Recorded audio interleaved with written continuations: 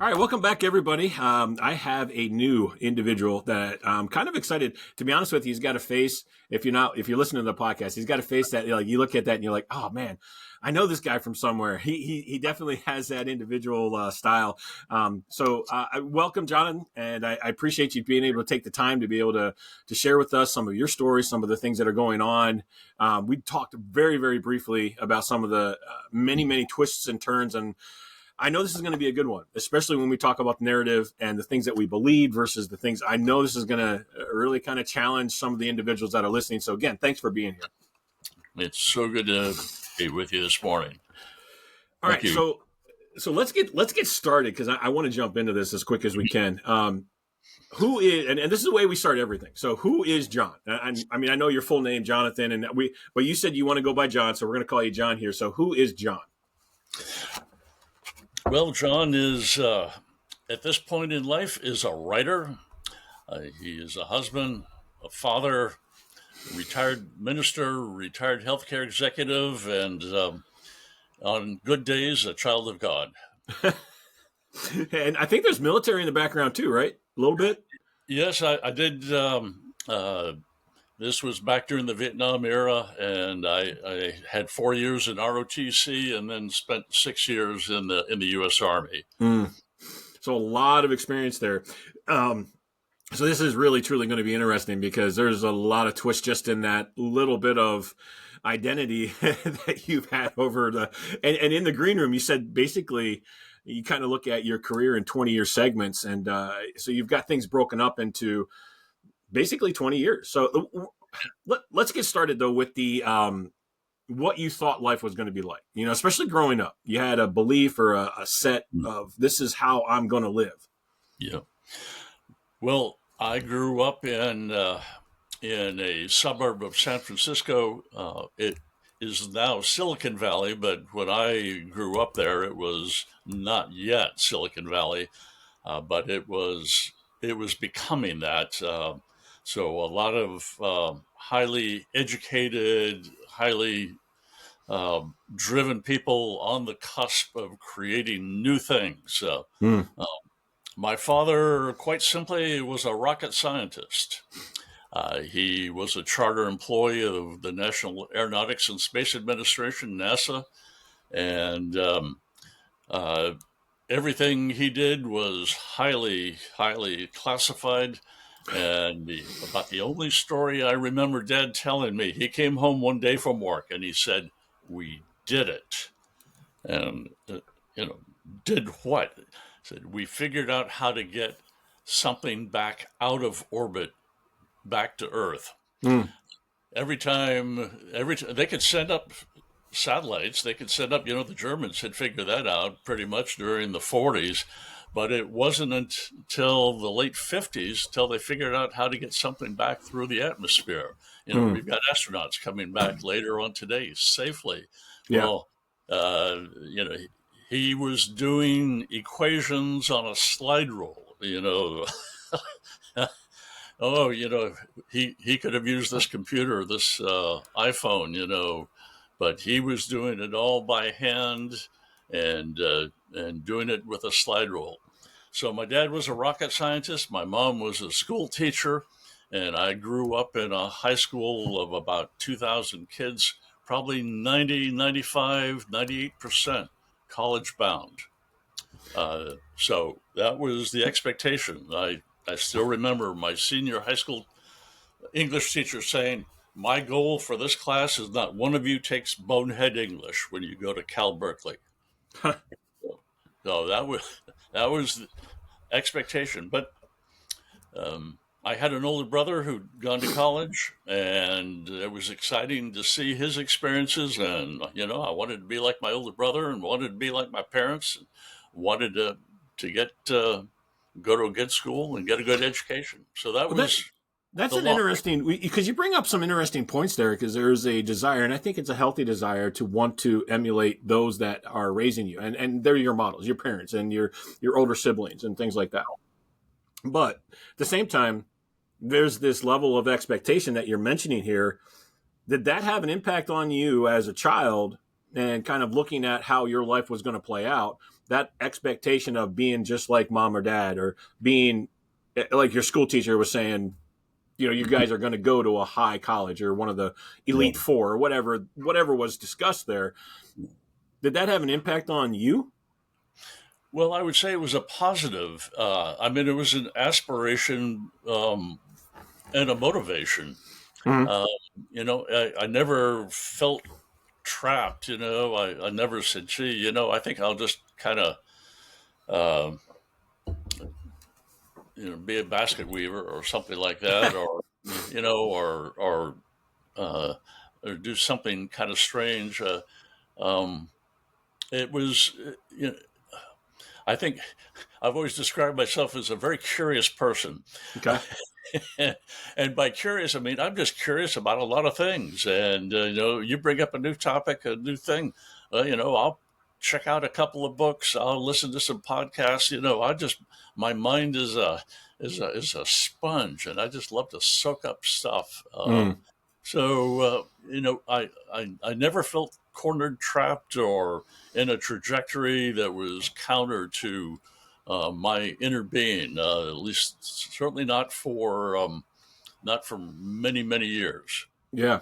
Well, that's cool. So going into that, what were some of the things though, as you were growing, and like you just said, for many years, what were Yeah, some of the things though that you believed that turned out not to be yeah, part of who you are, or part of your yeah, life, or something that you didn't want to step into it? yeah, yeah.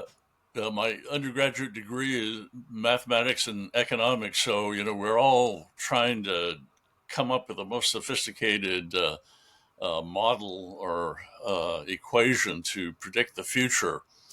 And what I learned early on is you take an equation. Consumption is a function of income. Very simple economic equation. But at the end of that equation, there's an epsilon, and that epsilon is something over which you have no control. Mm. That it's something. It is an imposition, if you will. It's something you call it out of left field or right field, and it changes the course of your trajectory. It can change the course of your life. And I would say the first epsilon of my life, I would say, was the Vietnam War.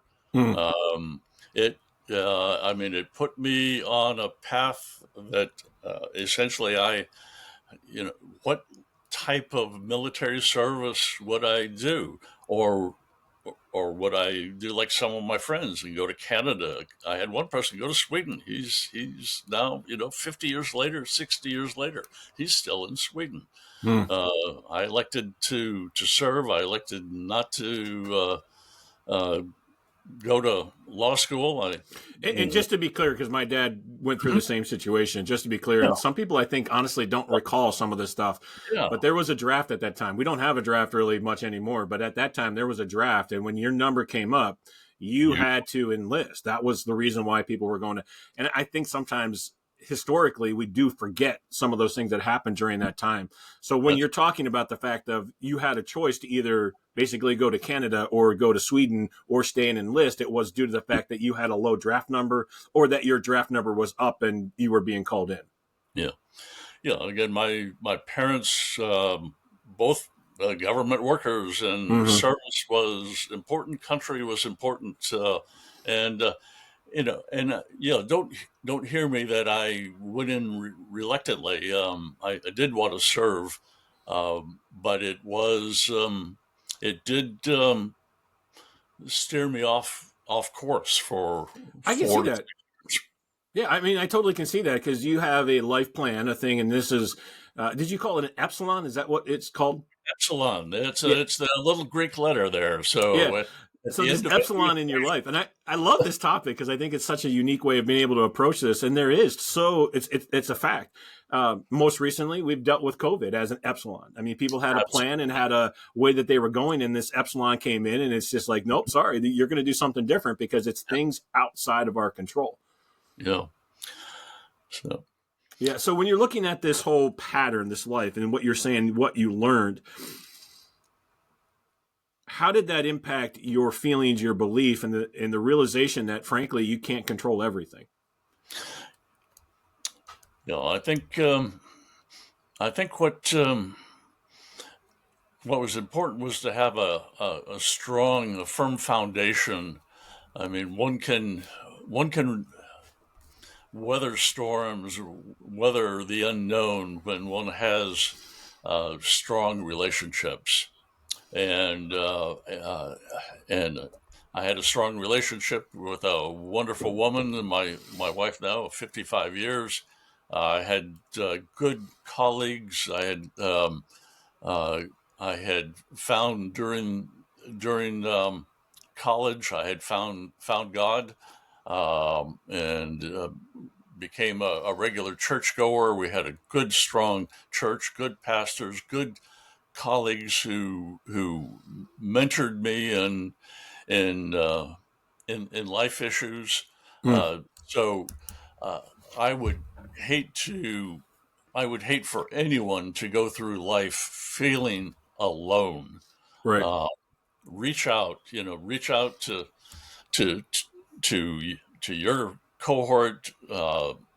Reach out to your pastor. Reach out to a therapist. Talk to a trusted person, and then begin to broaden Mm. that base. So, what did you realize that even at a young age? Like, what was the? I guess what I'm looking for is, was there anything that kind of surprised you about life? Was there anything that you were like, because we talked about this Epsilon and the fact that there's obviously Yeah, things outside of our control, and sometimes, yeah, especially as control freaks, and there's a lot of us, where we want to make sure that we're controlling every aspect of our lives, and realizing that that's not there, it kind of shocks us. But was there anything there that really kind of surprised you? Something that was like, hey, I thought I was going to go down this path, or I thought I was going to live my life like this. yeah, You mentioned briefly there the Vietnam War obviously changed the trajectory of your path. But yeah. what about your beliefs? You believed that you were going to be or do or whatever, and then what switched or what changed in that? Well, I would say the next major epsilon that just really was more like a change of the equation, was more like a two by four to the head, is when Linda and I um, had one child, um, and we were, you know, thinking about a second child, and we're thinking, the doctors were saying, yeah, you might want to think about adopting, and things like that. But we got, let's say that 2 a.m. phone call on a Sunday morning, and it was my father-in-law. And I remember I answered the phone there at 2 a.m. Sunday morning, the Sunday before Easter, and he said, "John, it's bad. It's real bad." And he called to say that his daughter, my wife's sister, um, and her husband and two of their four children had just been killed in an auto accident, Mm, and but there were two surviving children, and so uh, basically within 48 hours, I was in Iowa, in Des Moines, uh, sitting down with my father-in-law and an attorney, and we were making preparations to add two more children to our lives.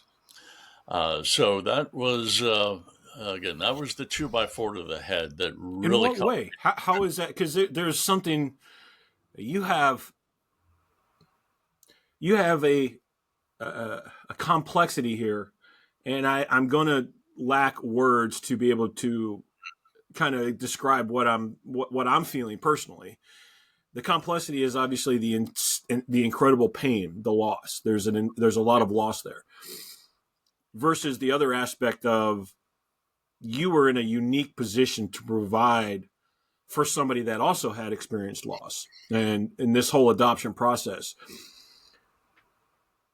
So how you mentioned that it's a two by four to the head. So can you maybe go into a little bit more depth of the complexity of the emotions that you're feeling, first of all, and then second of all, how I'm sure that these two children turned into be probably one of the bigger blessings in your life.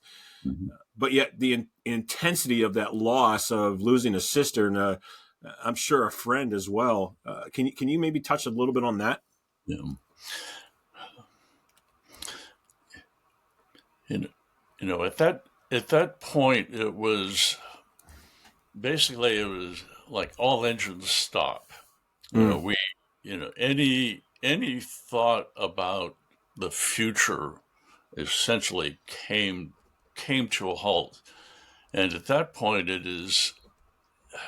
was close to a day-to-day survival. I mean, we had these two two children who physically and emotionally a a wreck. You know, Mm-hmm. literally, figuratively, they were a wreck.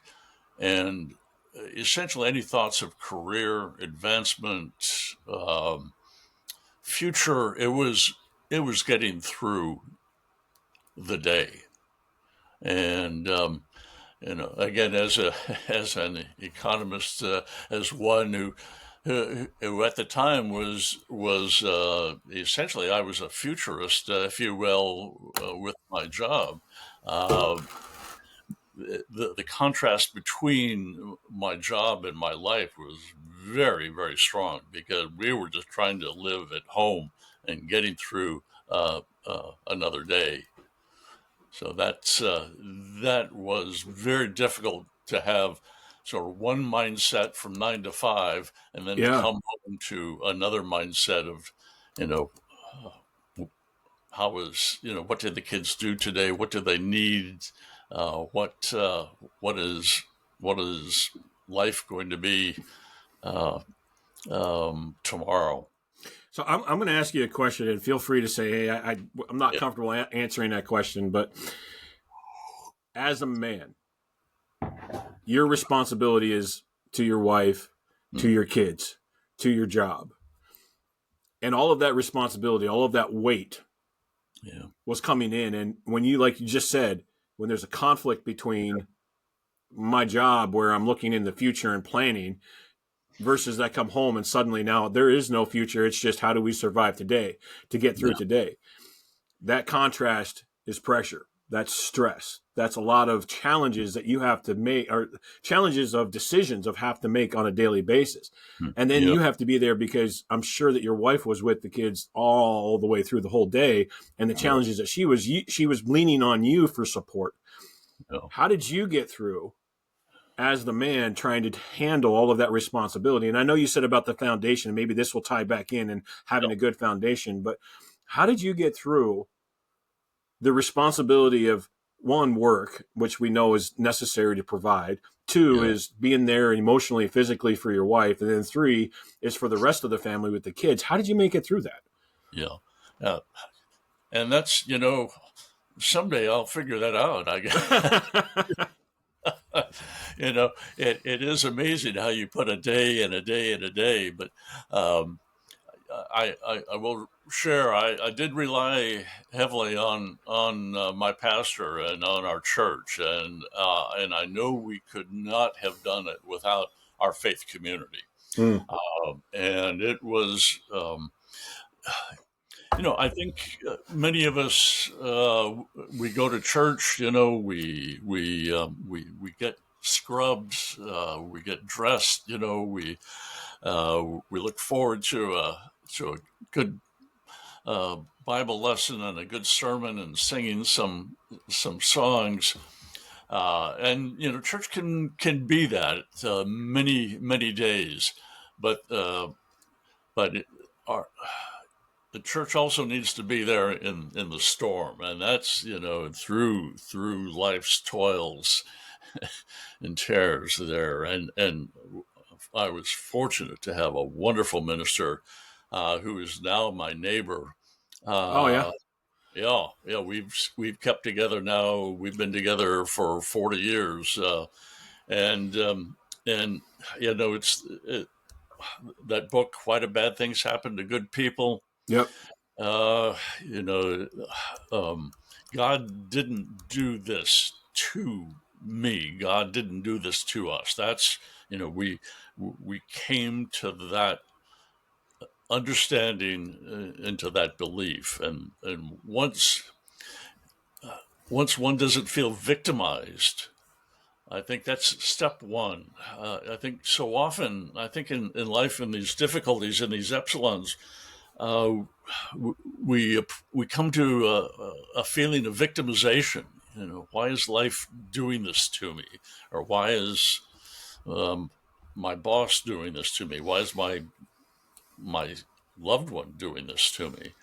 Uh, and saying, uh, I'm not a victim.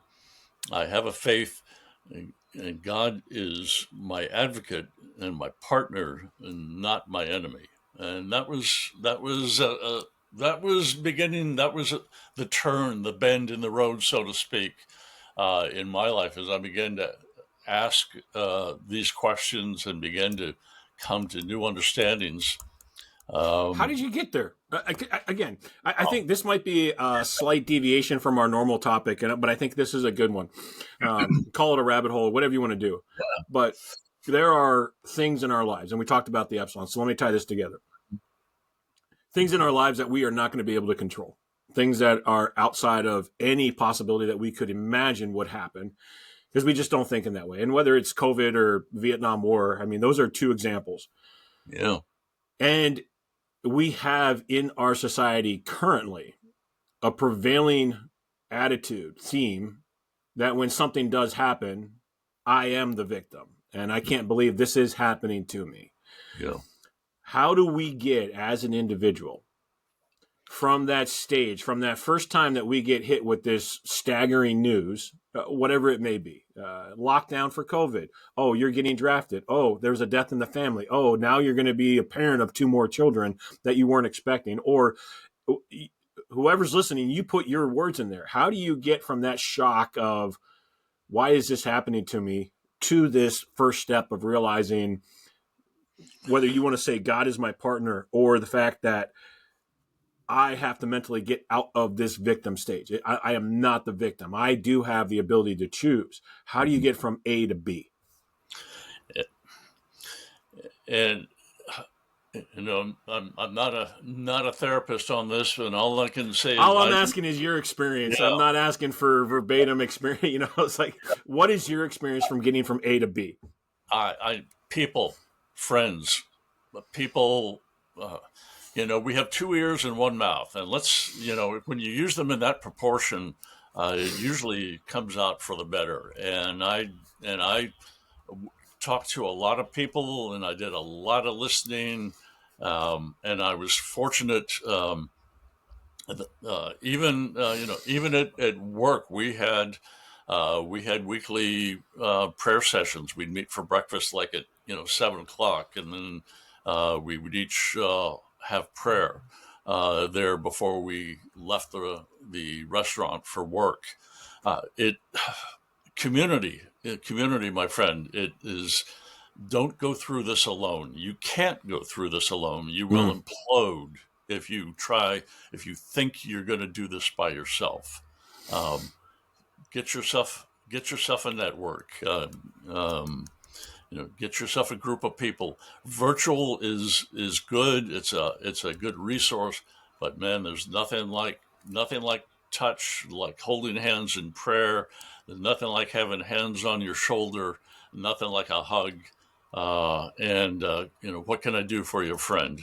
Um, So let me ask one more deeper question because this is something that we've gotten. People have commented and talked about and sent emails about. I don't know how to make friends. I don't know how to be able to create that community. I don't know where to find them.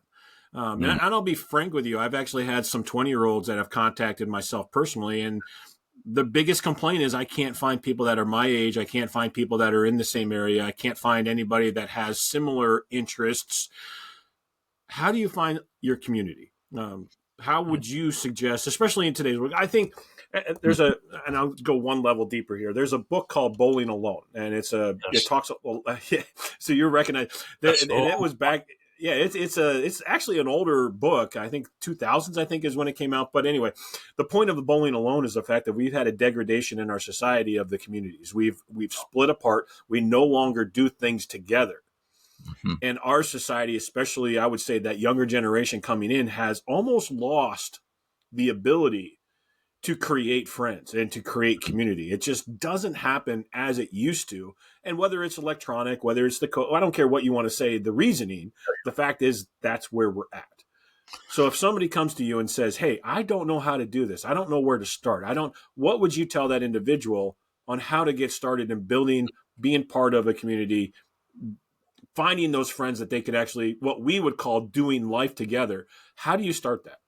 Yeah. Yeah. Yeah. My wife is a master's in early childhood education, and so I sort You're of familiar with that bowling alone? and it's interesting to watch three-year-olds, 4-year-olds in that childhood development. You put some 3-year-olds together, and they start and they say, let's have a play date. Well, it's called parallel play in the parlance there of education. They're together and they're doing sort of the same thing, but they're not really playing together. Mm-hmm. And that's sort of where we are. But I think the point being, Can you pause? I'm sorry. This is really, really powerful, and I think I think we need to restate exactly what you just said. We're together, but we're not. So can you just expand just that one piece before you go deeper? And I'm sorry if I'm breaking your train of thought, but this I think is a key element. I think what takes something you enjoy doing. What do you enjoy doing? Do you enjoy walking? Do you enjoy bowling? For God's sake, if you enjoy bowling, join a league. I don't Right. care if your average is 90. Yep. If you enjoy walking, there are 17 gazillion groups out there, and so you start, just show up. 3 rules for success. Step 1, show up. Yep, exactly. Yeah, and then if there's if you don't make a connection at the hiking club, go to the art gallery. If you don't go to the art gallery, go to live theater. Don't go to a movie. Go to live theater. Go to a church.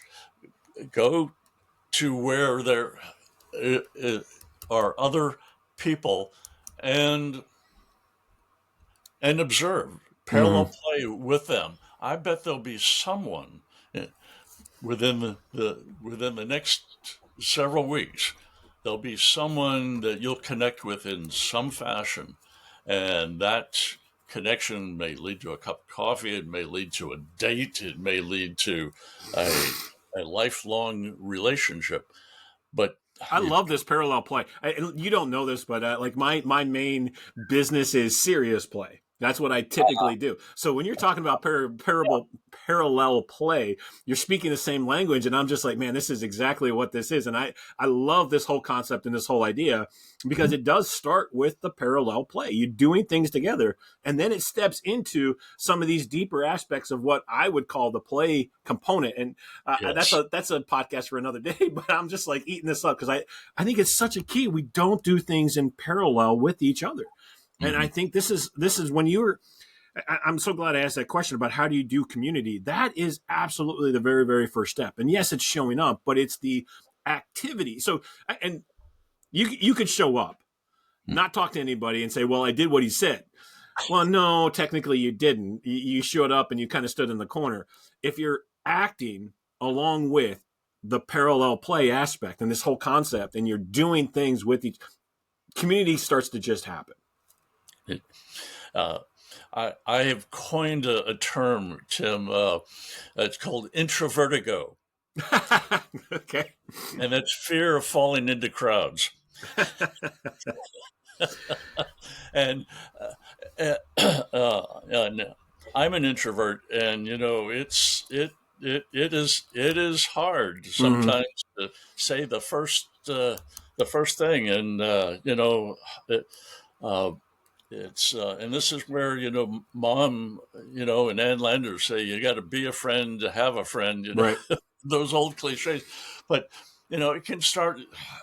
Said, how about them Panthers, Yeah. or Whatever. whatever, it just it start slow, start basic. You'll find it gets better. Yeah. Yeah.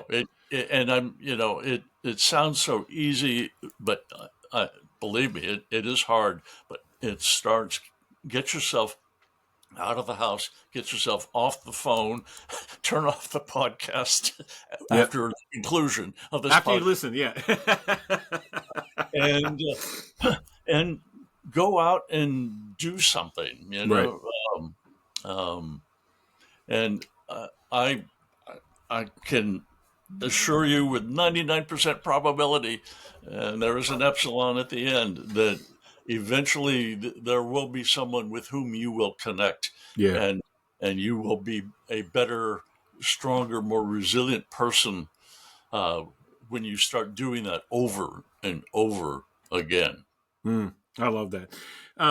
Let's conclude. Let's kind of start to wrap up some things. And I love this parallel play thing. In fact, I might steal that from you and use it for one of my talks or something else. So I just letting you know, I'm gonna.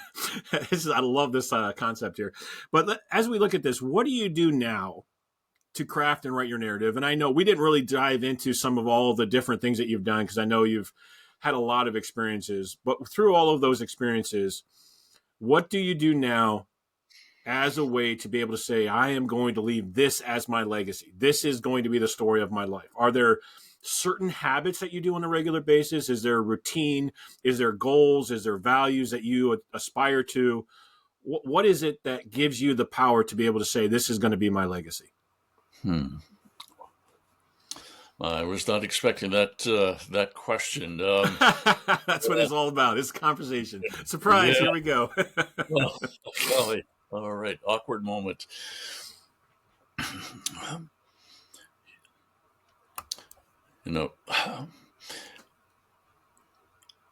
At this point, I am a 77-year-old vessel of stories and experiences, and what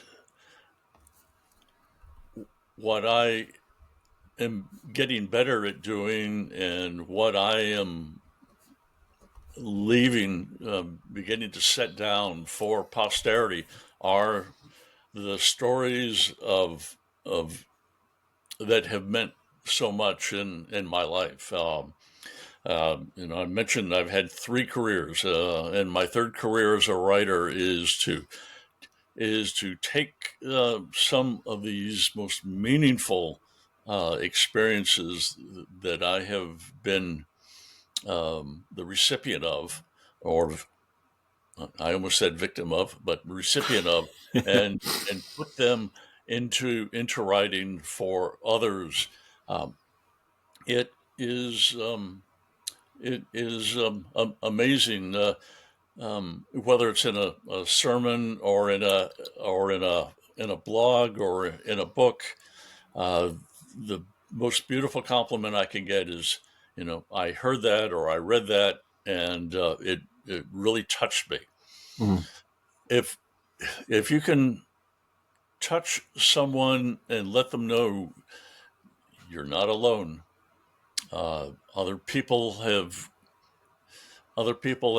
had something along the same experience that you have, enough so that there's a connection that at the heart level, Yeah.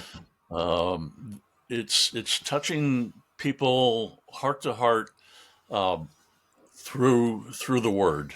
And I went from ministry and preaching to the spoken word, now to the written word.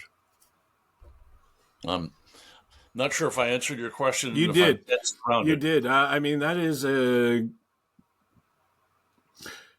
it makes you stop and think. And I'm not 77. However, whatever my age and everybody else's age, and I would encourage the people to actually sit there and think, okay, I am a 20-year-old vessel of stories. I am a 30-year-old vessel of stories. Yep. I'm a 40-year-old. And maybe your story isn't finished yet. And maybe it's something that is continuing to be written, but there are lessons within those stories. And too often we've neglected to share our stories, which then in turn goes right back to what you said, is the fact that everybody feels alone because we haven't been sharing our stories. Yes. Now, Amen to that. Amen to that, brother. Well, let me kind of see it, and I'm going to ask a question, and I'll let you tie it together too. The only way we can share stories is in our community and through those connections. So now we're talking about parallel play, and we're talking about stories. So maybe speak just a minute on that.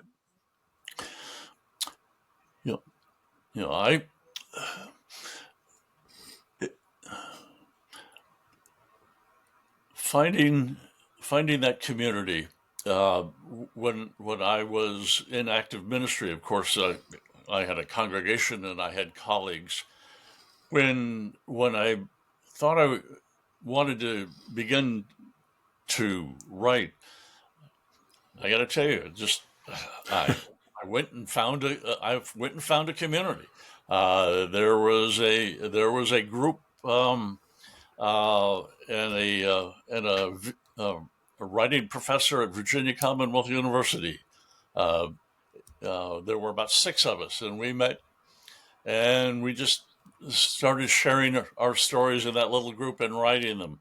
When I got to Charlotte, I found they're called critique groups. I went to Charlotte Writers Club and found a group of people.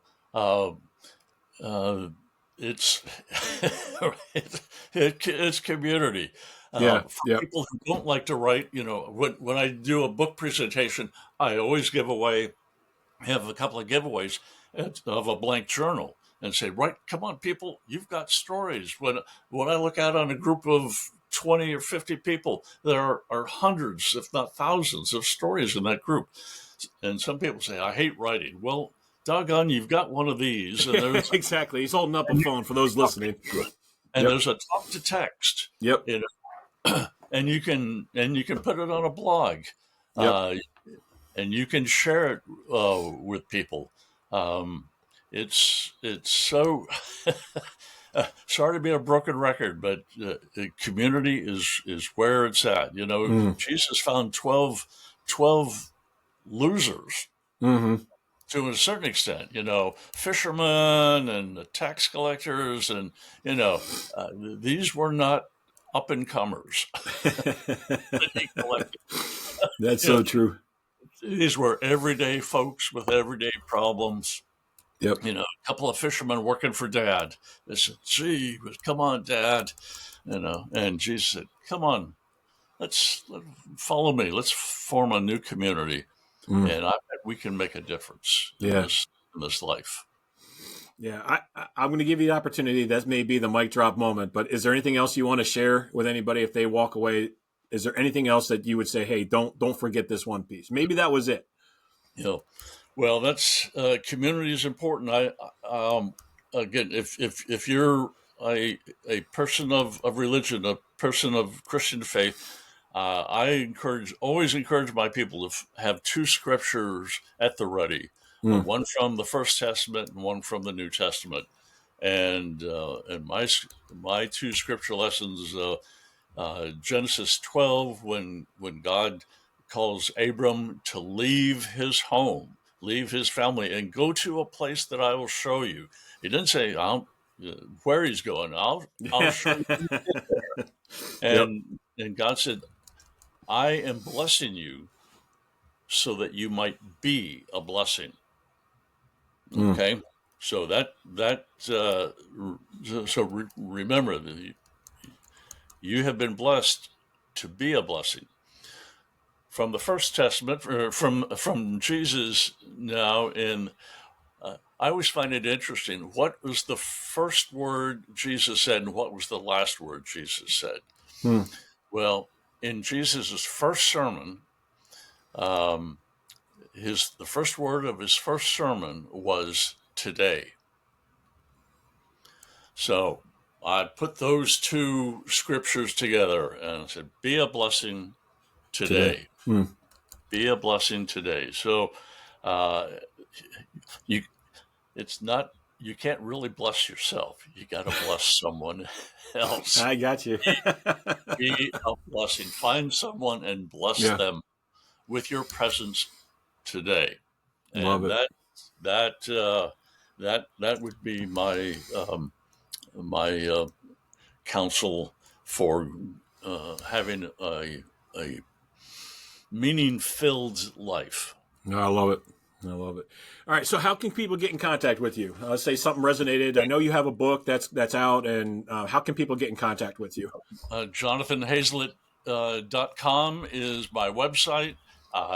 And so I guess you've got to see that one thing about Hazlet, you'll never spell it, and you'll never, Yeah, but, we're going to put that in the notes. So if you miss it, but go ahead and spell actually go ahead and spell the whole name out. That way, yeah, because I know sometimes Jonathan is with an A or with an O and whatever. So go ahead and spell the whole thing out. And then if you miss it, there will be in the show notes.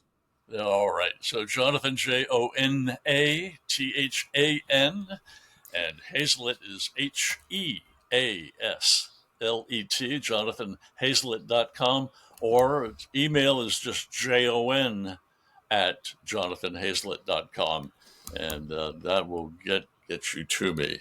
Awesome. Awesome. Yeah. Well, again, thanks for spending time with us. Thanks for the stories. I think we could probably spend a lot longer on the different stories that you have within that vessel. But I appreciate the stories that you have shared with us. And I appreciate the time spent with us today. Very good. Well, I enjoyed playing with you. That's going to be our thing. Is important. It is indeed. It is indeed. So, all right, those listening, again, man, I want to thank you for listening, those faithful listeners. If you missed anything, obviously you can go back and you can re-listen. This is just a really powerful compilation of stories that John has actually shared with us and some lessons that come out of it, which is just incredible. The epsilon of being able to understand that not everything is within our control, and then how do we, again, craft our story from that. So I'd encourage you to continue crafting your story, writing your narrative. If something touched you, make sure you reach out to myself or reach out to John, because like John said earlier, that really is our purpose. That's the one thing that really makes our days. Even if you just send them an email and say, hey, this really touched me, this made an impact, it changes the entire day for us in a really good, positive way. So reach out. But until next time, keep writing, keep crafting your story, because every story is important. Every story has meaning, and you can change somebody else's life with your story.